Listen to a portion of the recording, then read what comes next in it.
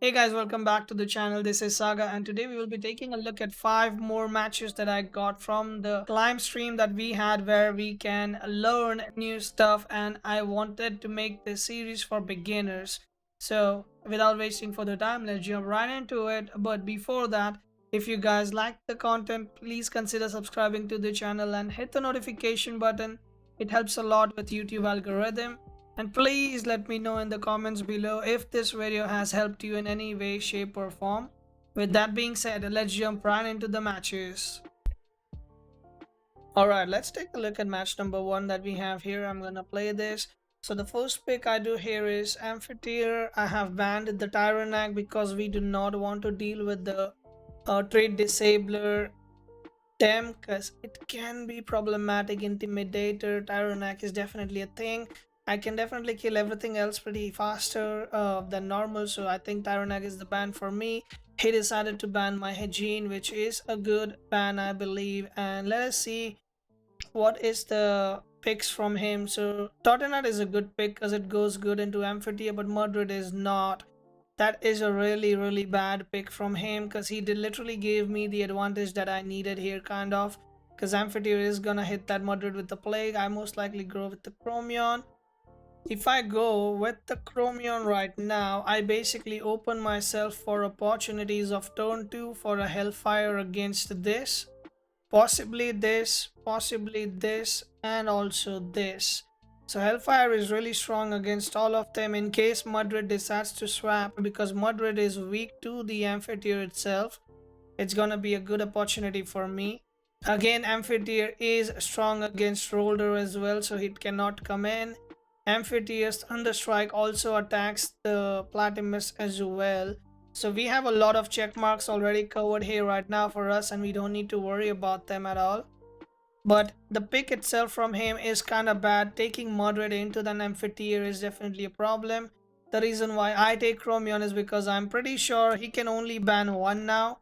So he either bans Naga, he bans the Mehmet, or he bans the Drakash. But here is the situation that we have right now, that he has to ban from either of these, but I am getting the rest of them in, and they are gonna be a problem because this 𝗬𝗏𝗺 is gonna kill that Roller for sure. This 𝗬𝗏𝗺 is good against 𝗵𝗵𝗺 for Plague as well, so that is good for me. The Naga is really good into this for the Naga's Fury. Mental attacks, check this out. So Naga is also good, so he has to make a decision on what does he ban first, because he definitely doesn't want to deal with either one of them. It's gonna be a bad patch for him. So let's take a look. He goes with the Naga ban. One of the benefits of having Naga in this team is basically that Naga is really good, that people ban it, so it's a ban bait, so that you get what you actually want in your team. So in this scenario, I go with the Mehmet. So I have my Chromion and Mehmet combo already for my Hellfire. Whenever I need, I can rely on them for that harmful microwaves, 3 prior, extremely fast, extremely quick. And well, I have Hellfire as well if it is required. So I went with the Roller ban on his team because I think Roller might be harder to kill than 𝗵𝗵𝗺 with my team. That is why I went with that ban. Let's take a look at what does he ban now. And he goes with the Yovlar. We take Drakash and we take the 𝗬𝗏𝗺 in. And here we go. This is the pick ban right now. If you take a quick look at this, Amphitheater Plague is gonna trap this thing in. If I look at the Mehmet and Chromion combo, it kills this, it kills this, it kills this. And a double harmful microwaves kills this as well.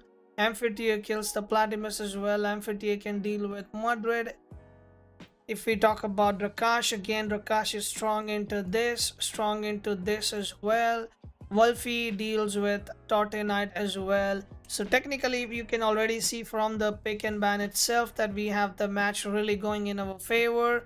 You need to understand that on turn 1, I have a few choices to do myself.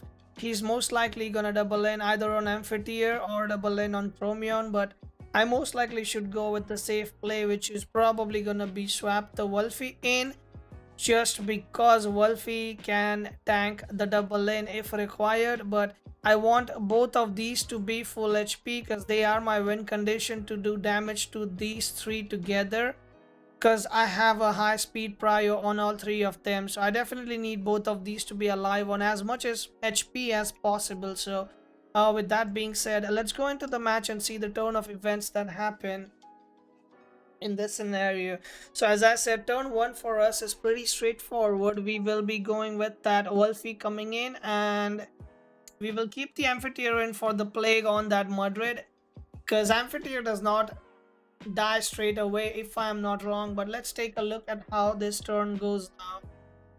I think 𝗬𝗶 might die if it's a double end. So there comes the crystal spike, there comes the stone ball. He decided to split attacks. Again, I have said this before in the first episode as well, and I'm gonna say it probably for another 5 episodes, because the 30 matches I played with this team, this thing happens a lot, that people decide to distribute their attacks instead of going straight on point, attacking where it's required, you know. But again, I understand the reasoning for for splitting attacks in this, because he wanted to be sure that he does good damage on both sides.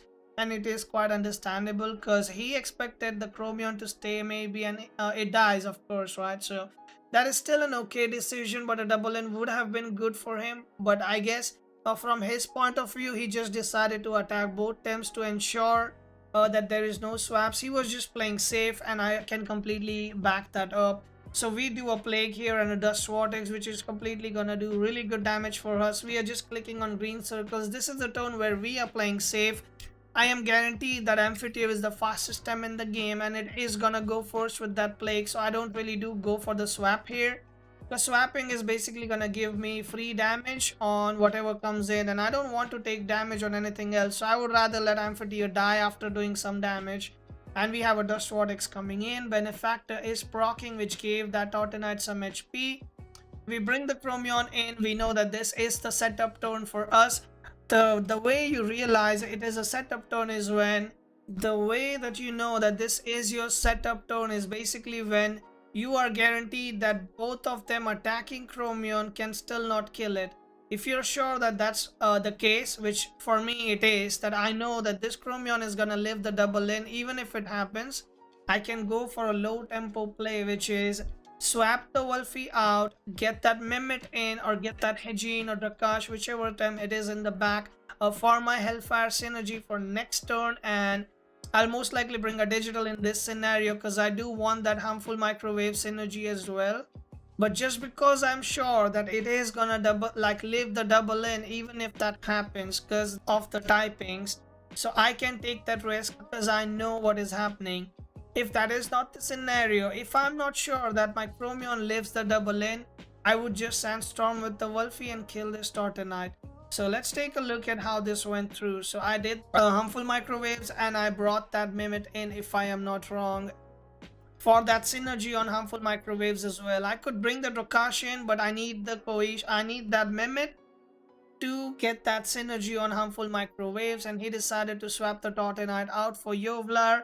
This is another mistake that I said earlier.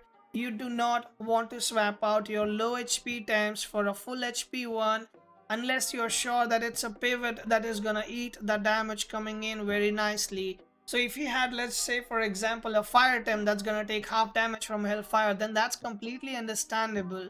But he literally put a 𝗬𝗚 in, which is not gonna take half damage. It's actually gonna take some. Well, Kinu just got absolutely deleted. Now just imagine if I had Hellfire online, and if I did that on this 𝗬𝗚, it could have been absolutely really bad turn for him. But right now, as you see, he has the 𝗬𝗚 hold up. It was good for him just because I swapped that 𝗬𝗶, but if I kept it in, and if I say for example did a Sandstorm or Dust Vortex, that 𝗬𝗚 would have taken a lot of free damage right there. But let's take a look at this turn. It's quite easy for me. I just go with the harmful microwave and a Hellfire, if I'm not wrong. For him, he has to decide to attack one of them and go all in on it, because he cannot split the attacks. But does he do that is the question. So here we have a harmful microwaves, Aqua Bullet Hell coming in, taking it down to 34 HP, and here comes a Noshi Dashi. This is the second time that this happened in this match. This person did not double in and went on one slot, which is required against an aggressive team. If you're facing an aggro team, the most important damage that you can do to them is basically kill their Tems instead of keeping them alive. So double in is mostly beneficial against an aggro team that's splitting those attacks. The fact that I'm putting so much pressure into this is you're gonna see now what happens when you leave both of them alive. Like legit, just because both of them are alive right now, this harmful microwaves right here, if that Chromion was dead, this would be a 1 prio, not a 3 prio. It will not go first, and 𝗬𝗪𝗔 could have landed another kill this turn with an aquatic whirlwind. But just because he decided to keep both of them alive, or just split his attack technically because he thought it might kill, is gonna be the demise of this match for him. And you're gonna see that just right now, because that's gonna be an Hellfire and harmful microwaves coming in. He cannot outspeed because we have the prio on it. And there we go, that board is completely wiped off. He could not do anything to both of them, and both of them on that low HP are still gonna stick around and just call this match a GG. So always don't split attacks unless you are absolutely certain you're killing something with the split, or it's gonna benefit you in some way, shape or form. But that is GG for match number 1.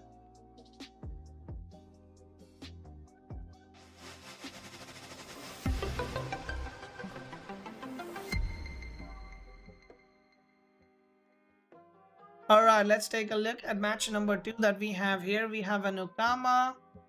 That is, I think 𝗬𝗬𝗇 is not a problem for us because a double harmful microwaves just kills an 𝗬𝗬𝗇 unless it's spread accordingly. But I'm just assuming here that he is not, considering we are at a TMR where people are not making that spreads right now. So I know it and I'm playing it safe right now. I just decided to ban Campfire because it can be a good swap in for him to survive the Hellfires. I pick 𝗬𝗏 because 𝗬𝗏 is really good into 𝗬𝗬𝗇, into 𝗬𝗂𝗽𝗍, into 𝗃𝗄𝗃, into 𝗏𝗏𝗃 as well on turn 2, and on the 𝗂𝗀𝗃 as well, which is why we take the 𝗬𝗏. So he goes with 𝗦𝘂𝗃, which is a really good pick against 𝗬𝗏. What is the second pick going to be is what we are looking at, and he decides to go with that 𝗂𝗀𝗃 at the moment. So I have a lot of choices now. What do I want to go with?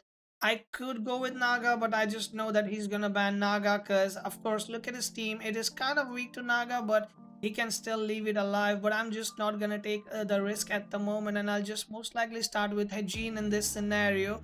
I'll again explain why did I start with 𝗬𝗏, because it's a bait. Again, it's a strategy. We did it on the first episode of this series as well, where I did take the 𝗬𝗏, but in this scenario Velash is banned, so I cannot do the neutralize. But I still can do generify, you know. I won't get the evasion, but I will get the neutrality, which is still gonna help me keep that 𝗬𝗏 alive for 1 turn, which is exactly what I need here in this scenario. So let's take a look at how this pick and ban goes. Let me pause it at the right moment, and this is how the pick ban looks like. Let's get into the process of turn 1 itself. So turn 1, my plan is clear. I want to neutralize my 𝗬𝗏 to ensure that it lives the turn 1 and it is ready for Hellfire on turn 2 to do as much damage as I can. As you already know on the last video, if you have watched that already, what we did was we made sure that the 𝗬𝗏 lived turn 1, and then turn 2 we killed the 𝗦𝘂𝗃 off with the Hellfire, and we're gonna exactly do the same again. This 𝗬𝗏 is most likely gonna do the plague on 𝗦𝘂𝗃, gap it up. If 𝗦𝘂𝗃 decides to swap, then well, this is not taking the plague nicely, and this is getting trapped as well if it does. But if 𝗦𝘂𝗃 swaps, then technically 𝗬𝗏 lives another turn, which means a Dust Vortex can kill that 𝗏𝗏𝗃 on turn 2. Second plague can kill this 𝗂𝗃𝗃 on turn 2 as well. So he has to double in on that 𝗬𝗏. That's how much pressure he has right now by just that 𝗬𝗏 pick. But since he is gonna focus on the 𝗬𝗏, the 𝗬𝗏 is gonna go carefree. And even if he goes for 𝗬𝗏 with an electric attack, we are still gonna generify first. So make sure that we do not die in this turn. 𝗦𝘂𝗃 is gonna be trapped by 𝗬𝗏 so that the Hellfire can be executed on the second turn itself. Now, let's take a look at how this match goes in reality, because that is just all speculation in my mind at that till that point that I was thinking throughout the pick ban on how I'm gonna execute that. So let us see how the turns go. What exactly does he do? So we do the plague. we do the Generify, as I said, quick and easy. This was a turn 1 in my brain for quite a long time in the pick pen, and I just knew I exactly had to click those buttons. I did that. I trapped it in for 3 turns. There's an uppercut on 𝗬𝗶 and possibly a Toxic Ink as well, just as he should against aggro teams, as I said.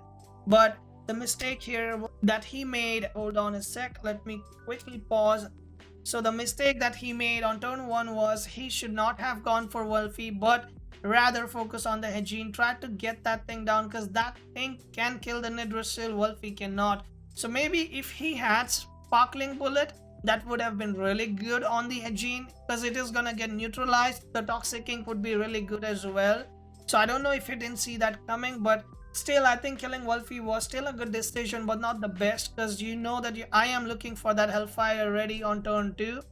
So getting that Hejin out of the picture would have been a really good move for him. But since he did not, this is an easy Hellfire into Harmful Microwaves turn, and 𝗂𝗀𝗇, as you already know, is not going to be able to do anything because we are just so fast with our team. We go with the Harmful Microwaves, and that is just gonna kill that 𝗂𝗀𝗇, probably even 2 times if he had 200% HP. That's how much damage he just did there. Again, Hejin is sleeping now with Hypnosis. Nothing bad in doing this, but you're basically just denying the inevitable and delaying what can possibly happen to you for a few more turns, because sleeping that Hejin doesn't make any difference. I'm just gonna rest because I don't really care much about it. It's just delaying one more turn to victory than anything else. So this match is already GG. The only mistake I could spot is maybe if he killed Hejin on turn 1 instead of the other one, he could have had a chance, because I could not spam Hellfire, because for doing Hellfire I need to be around for 1 turn, right? But since he did not, I got a lot of breathing room now, and the board is set up for me to win this match, and there is nothing that he can do to stop this match at this point. And I don't even think we go slow on this or we pause to explain, because it's very simple after this. The turn 1 and turn 2 decided this game itself. There's nothing left anymore in this match. It's just a few more Hellfires coming in, so I'm gonna speed up the match, and that will be the match number 2, guys. Hellfire comes in, takes the 𝗧𝗵𝗺 down. The other 2 Temps come in, which is Totenite and Kinu. As you already know, they are most likely just getting deleted just like the other ones. So we do a Hellfire, Harmful Microwaves and Hellfire again. As usual, he possibly, I think, kills one of them. I bring the other one in. I bring the Mimit in to become the Totenite, and I kill the Kinu quick with the spike, and then I can just rest and next turn just fire Tornado the Totenite out of here. Again, he did a passive play about caging, but that's about it. GG for match number 2 for us.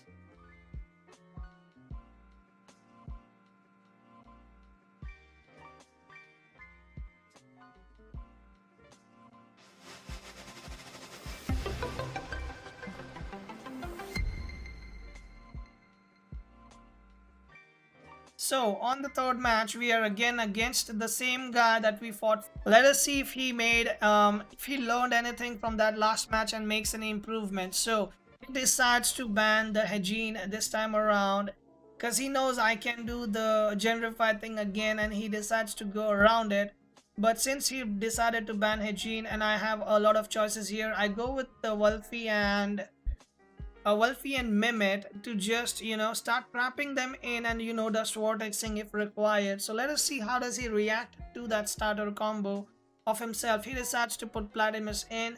Again, we talked about it. Putting a counter in is not the best case scenario. What he should have done here is instead put the 𝗂𝗚𝗚 in the field right away. But let us see what else does he do right now. So we are looking at banning stuff right now, and I think I might go with the roller again, because I just don't want that thing to be around. It's tanky.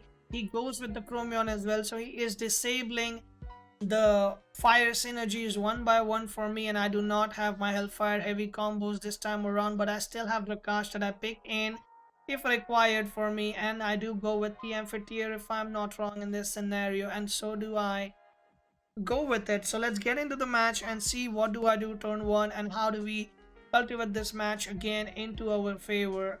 This guy already played us once, so he already knows what he's facing against. we just simply go with the double plague here. And the reason why I attacked with 𝗬𝗶 on Tautenite and the Mimit on Platimus, it is specific. I attacked this into this and this into this, and the reason for that is this one has handcuffs, and the fact that it can trap something in. I want Tautenite to be trapped in here because I want to use the Dust Vortex on it and make sure that it dies next turn. That is basically a setup for me. As for this Mimit attacking the Platimus, it doesn't matter if Platimus takes it or it swaps something in. I just want some damage to go in that slot, and that's fine. I do not want to go with this 𝗬𝗶 on this as well because I do not want to waste my damage here. Because Tautenite is not going to take some insane damage from Plague, so it's rather better that I put it in here. I split the attack in this scenario because I'm sure none of my Tems are going to die from that double in, even if they do.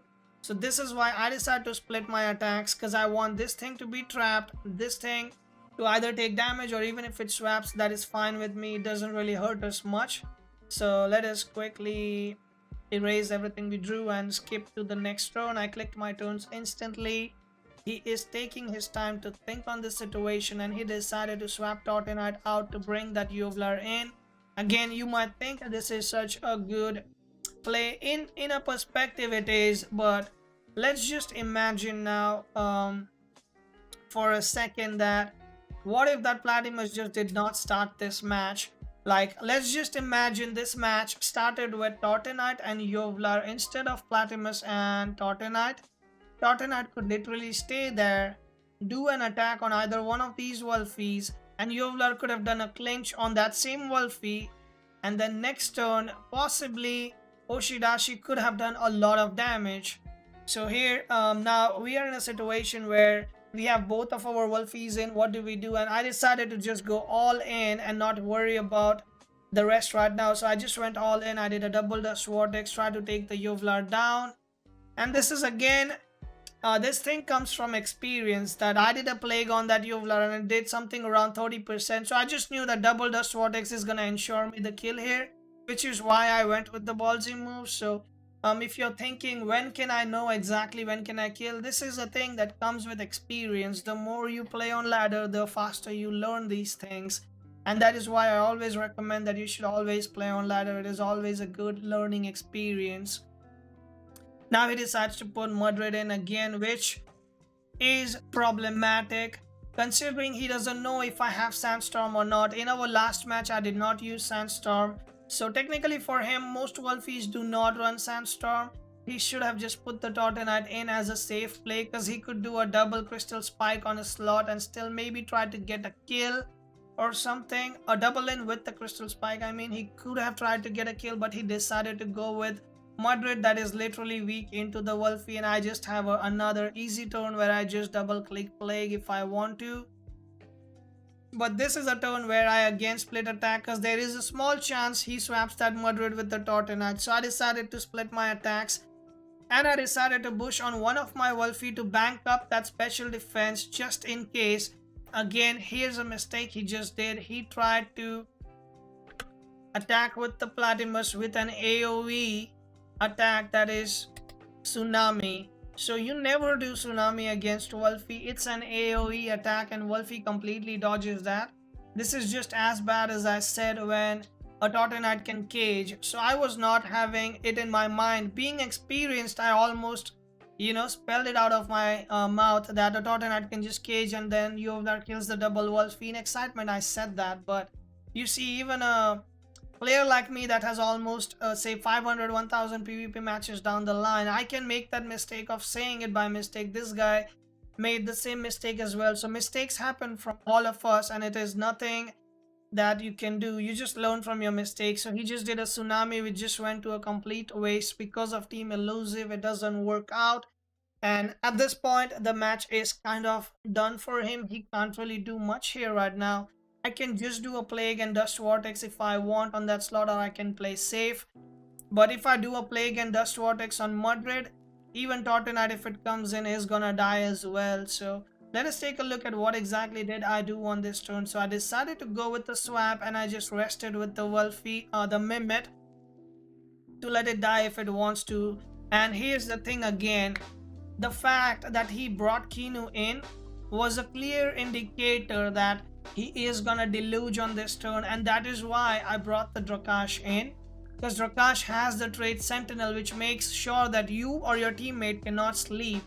So that is so much clutch for me right now. And guess what, I just got my Hellfire online because that is what I was trying to do. I got that 𝗧𝗃 in.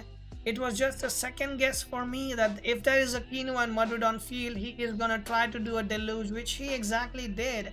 I do Hellfire here because, well, I don't have the Hellfire synergy, but I can still get it off, and that is good enough for me. And 𝗏𝗏𝗏 is alive, so 𝗏𝗏𝗏 can just plague that Madrid. Again, I could have done a Dust Vortex on the Madrid if I wanted to, but again, that is gonna go after the Madrid, and I don't want that to happen, so I just do a Plague. He's running Madrid with the wrong spread as well. Madrid is best used to be max speed as much as possible. You never run Stone Ball on Madrid as well, but I guess he has Stone Ball on Madrid, which means that might be a physical attacker Madrid. That is something I've never ever seen.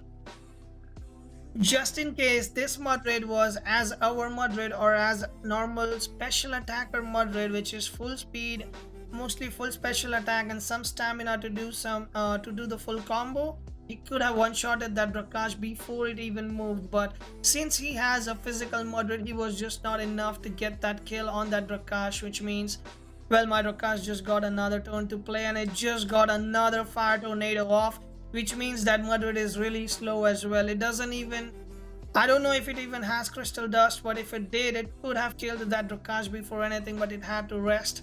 It did the rest, I believe, and here we go. We are at this point in match where he cannot outspeed me. We already know that the Madrid is slow, so I can just do a Plague and be good with it, because I just know that 𝗏𝗏𝗏 is gonna go first. I have the speed advantage established already, and that Madrid cannot do anything to it.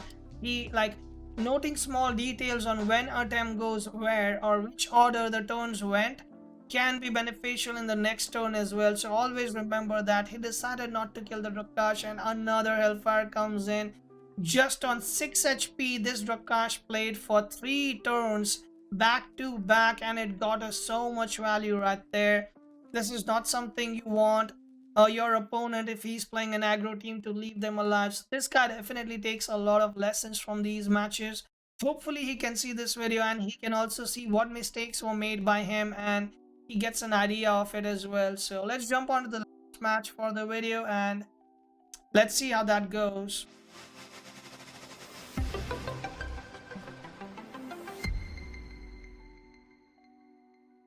We have a Tyrannac team again. This looked like a mid-range-ish team. I banned the Tyrannac because, as I said, I do not want to deal with the trait swapping.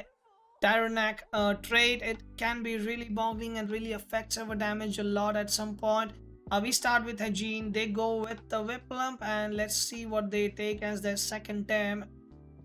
If they take Volgon, then that's really bad because they are falling right into where we want them to fall. They took the 𝗏𝗃, which is even worse because 𝗏𝗃 is weak to harmful microwaves. And this is an easy as pepper turn for me because there is nothing he can do from saving that 𝗏𝗃. I can literally just double in on that 𝗏𝗃 and he cannot do anything. 𝗏𝗏𝗏 is the weakest turn 1 if I know of. I think Cold Breeze is the only option, maybe Windburst, or I'm not even sure of 𝗏𝗏𝗏's full pool right now for PvP, but that is still the weakest turn 1 that you can put in there against a full aggro team like this. He possibly has a thought process that he can stall us out for as long as he wants and he can get away with that. But sadly, we are going to be punishing him for doing that, right? So let's take a look. I took the 𝗏𝗏𝗏 because it is really good into that Banshee. We take the 𝗧𝗃 as it is really good for Hellfire synergy in case we have some incidents happening to our Tem. Let's take a pause on this and let's take a quick look at the team. So from a quick glance, a double lane on this slot, 2x damage on 𝗏𝗃, 2x damage on this Banshee, 2x damage on this 𝗧𝗵𝗏𝗏, 1x damage on this. So 𝗏𝗃 is 100% dead on turn 1. Banshee is 100% dead if it swaps into that 𝗏𝗃. 𝗧𝗵𝗏𝗏 is 100% dead if it swaps on turn 1. I don't even need to look at my rest of the 3 Tems on what they are gonna do in this match. These starting 2 Tems itself can absolutely murder almost half of their team if required on turn 1 itself. And well, Saku on turn 2 is a dead thing because 𝗏𝗵𝗴 will be online. Coming to this 𝗬𝗏, this thing cannot do anything against an 𝗏𝗏𝗃. Straight up 4x damage from a Thunder Strike, and that will be a GG. You can clearly see how much pick and ban is important in terms of getting advantage in a match, and you can clearly see this match before even starting how one-sided this draft has gone for us, and you're exactly gonna see that in match as well. I don't even think if he makes the best plays possible he can win this match, because it is just impossible with the draft that he has right now. We have straight up double hump microwaves, as I said. It almost kills everything in the back. We don't even need to watch press X or watch into his team, nothing. Just straight up attack on that slot, because that, okay, that I was calling a double in, but that was just a single attack and it took it down. We didn't even have to double in on that slot. That was even worse. That was not even a 𝗬𝗃𝗃𝗃 or a parrier. It could have been a parrier, but well, our attack is a special attack. So now he sends the monkey in. Again, it's the same thing. I can just harmful microwaves again and it doesn't matter to me. But I am gonna do the 𝗏𝗏𝗃𝗏 just to apply those burn stacks as well, I think. So I think we do 1 harmful microwaves and 𝗏𝗏𝗃𝗏 in this scenario. He decides to swap or bring the Saku in. So that 𝗏𝗏𝗃𝗏 is gonna guarantee that we do the cover on that Saku as well. And there we go, 𝗏𝗏𝗃𝗏 coming in. We will be taking the 𝗬𝗏𝗏 down as well with us. 𝗬𝗏𝗏 can possibly do a tsunami and take both of them out. This was a bad play from me, to be honest, and let me pause it right here. I wanted to do the 𝗏𝗏𝗃𝗏, so let's take a look at the situation again once. I have both of them alive, and I could have kept them alive if I just double harmful microwave into this, because I know it will 100% die to that if I did that. But the reason why I did 1 𝗏𝗏𝗃𝗏 is that I wanted that Saku to take some damage just in case it comes in. Now this Saku has a very low chance of living later on in the game when my Tems are gonna be the decider ones to see who takes it, right? So getting that Saku down was really important for me as well. 𝗧𝗵𝗺 is not much of an issue right now because basically 𝗏𝗏𝗃𝗏 can take care of 𝗧𝗵𝗺 as well. Now again, let's go back to the current situation. Saku is a bit low HP now. I don't need to much worry about it. It already has the burn on it. We take the 𝗏𝗏𝗃𝗏 in because we know 𝗏𝗏𝗃𝗏 is the fastest in the game. I can get that smoldering kiss on that Saku if I want to. Again, having other attacks on Rakash can be beneficial, but I went with the swap over here, and I brought the Mimit in to copy that Saku for myself because I know that he cannot do much damage. And I knew that Smoldering Kiss is not going to be enough to kill that Saku. So that is why I did that swap, and I just sparked myself up. The reason for me sparking myself up right now is pretty clear if you did not already know that. Because all the other things that he has on the back are basically going to be very weak to my 𝗏𝗏𝗃𝗏, and I need my 𝗏𝗏𝗃𝗏 to be as strong as possible. Attacking that Saku right now doesn't make any sense because he doesn't take heavy damage from 𝗏𝗏𝗃𝗏 anyways, and attacking that 𝗬𝗏𝗏 didn't make any sense as well because it was already boned and it was gonna die anyways. The Saku decided to go with a passive play, which is basically trying to heal up with life full sap. But since we have an 𝗏𝗏𝗃𝗏 on field on an aggro team, he should have known that it is infectious and it's not gonna let him heal. So even though he has 6 healing saps, it's not gonna heal anything at all because we have infectious on the field. He decides to put the Banshee in.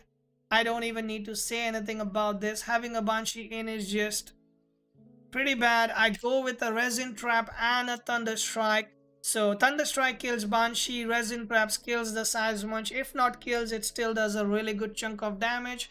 Saku doesn't do anything to both of us here. So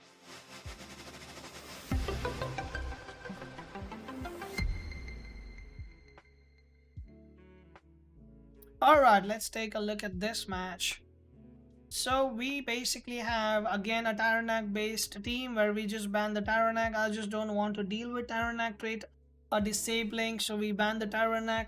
I'll most likely go with the Chromion start here because it just looks so good into his team. Nothing really can counter the Chromion start if I want to, and there's nothing he really can do against it as well. So let's see how this turns out to be.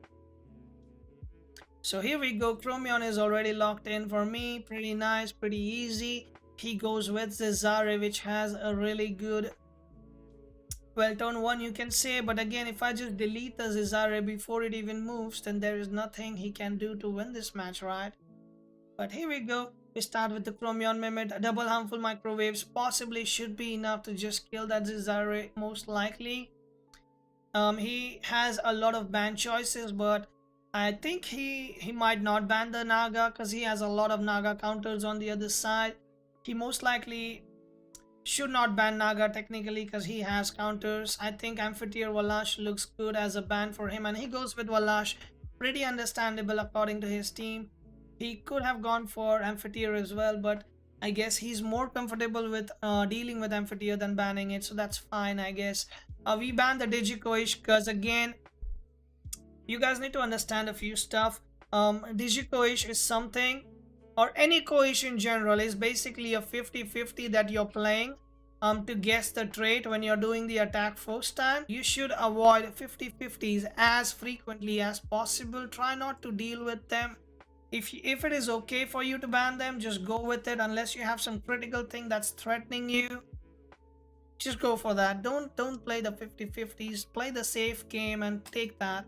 For me, nothing really is threatening me, so I go with that Koish ban. I can deal with everything else just fine, so I take 𝗵𝗵𝗺 in here. It deals with the 𝗧𝗵𝗺, it deals with the Valorant. He takes 𝗧𝗵𝗺 that is just so weak to that Hellfire combo. Double harmful microwaves just evaporates that 𝗂𝗀𝗇 as well. Here we have the final lineup. Again, we are going to take a quick look at the teams at how this goes. So double harmful microwaves, turn 1 on this is basically just a kill. 𝗵𝗵𝗺 basically kills the 𝗧𝗵𝗺 if required. Double harmful microwaves from any one of these 3 kills the 𝗧𝗵𝗺, kills the 𝗂𝗀𝗇 as well. Drakash is just there for in case Hellfire is required, but I just think you can already see how one-sided this draft is again. Let us take a look at how the match actually went. There is again no reason for him to take Gul'Dur into this match. Gul'Dur is just a very slow Tem. It cannot do anything at all against an aggro team. It's just gonna sit there and take damage without doing much at all. Like under any scenario, Gul'Dur just does not have enough damage to be justified to take to pick against an aggro team. A double N on 𝗧𝗵𝗺, as I said, is deleted. He tried to bamboozle the 𝗧𝗵𝗺, which is again a very bad thing to do. You know you're fighting a Chromion. Trust me when I say Chromion, 90% of Chromions are max speed. You expect them to go first, and if they're just gonna delete your partner, there is no reason that you should try to bamboozle them. So even though he's already at the worst possible case scenario of the draft, I'll just give him a turn 1 advice that you should rather attack than try to be passive on turn 1. He could have done a Toxic King, still would have not done much damage because we take half from Toxic, but still the Poison Tick would have taken 12.5% at least, to say the least, right? That is again my perspective on it. It can be different, so again, I don't need to think much. I just double harmful microwave if I want, but I went with 1 Hellfire to apply the burn as well. Again, look at the damage that harmful microwave did. Hellfire comes in, secures the kill for us, applies 2 ticks of burn on Gul'Dur, which is a flat 13% of HP gone. Second turn where he tried to bamboozle again, and as I said, he got nothing out of it. That 𝗂𝗀𝗇 is just deleted. We are sitting 2 turns into this match. Turn number 3, 100%, nothing even touched on our team. This is a complete. He is literally letting us play how we want to play. He is not playing into us. He is letting the aggro team do whatever they want. That is not how that works, and that right there, he surrendered because he just realized he could not win anymore no matter what he does. That would be all the 5 matches for this video, guys. I have increased the number of matches as well in these videos, as people have given me feedback that they would like to see more of these. I'm going to try maybe new teams as well with mid-range and stuff for this same challenge in future, so that people can not only learn aggro but also learn more stuff about different kind of archetypes as well. If you have any questions guys, please feel free to drop them in the comments below. I check them every time that I can, and I will try my best to get you the answer you look for as soon as possible. If you want to hang out with me, please feel free to come and join me on Twitch. I do 3 tournaments a week and 1 auction as well, while I do community events from time to time as well. If you want to be updated of all the events that I do, I always post them in Legacy Community Discord. Link to both my Twitch and Discord will be in the description as well. With that being said, I will catch you guys in the next video. Take care and stay safe.